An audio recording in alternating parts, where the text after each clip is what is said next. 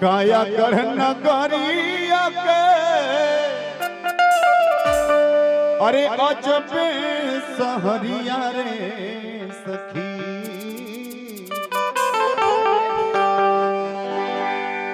ये कायागढ़ जो नगर है ना, गजब की माया की बाजार लगा है। लोग यहाँ आते हैं माँ की गर्भ से कुछ और कॉल करके यहाँ कुछ और करने लग जाते हैं। कायागढ़ नगरिया के अरे अजबे सहरिया रे सखी की सखी रे माया के लागल बा बजरिया रे सखी। शागुन लागी बाबा की सखी रे माया के लागल बा बजरिया रे।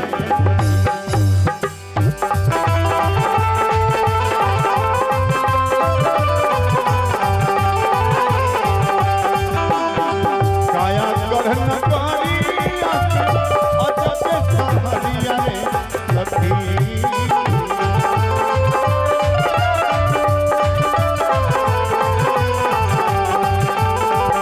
कायागढ़ नगरिया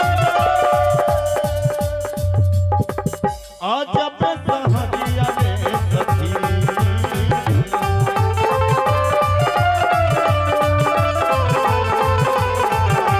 सखी रे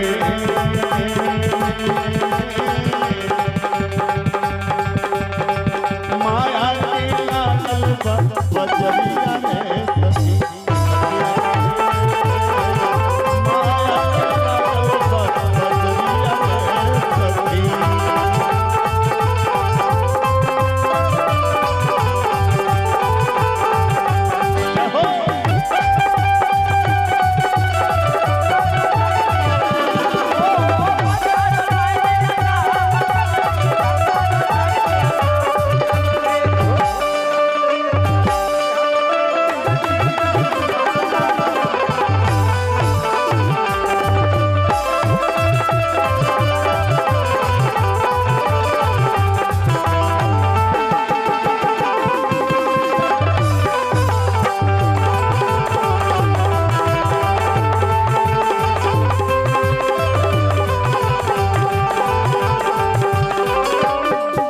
और जरा आप लोग ध्यान देंगे कि सखी रे माया के लागल बा बजरिया रे सखी। ये माया का बाजार राइट है ना।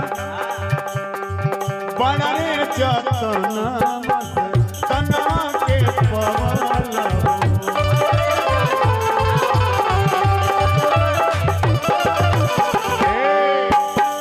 माया में फांस के हर तू भूलैला हो।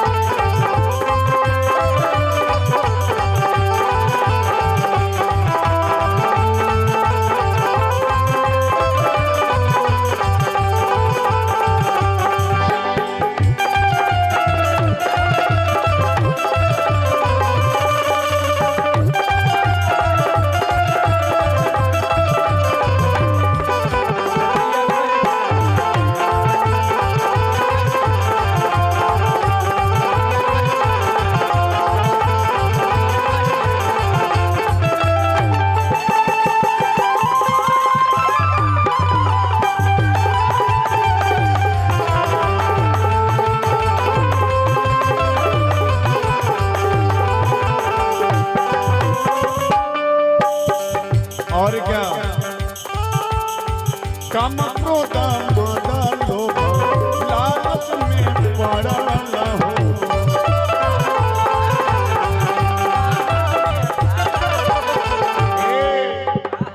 काम क्रोध लोभ लालच में पड़ला हो, है ना। अरे घर के न रहला, हाथ के न रहला,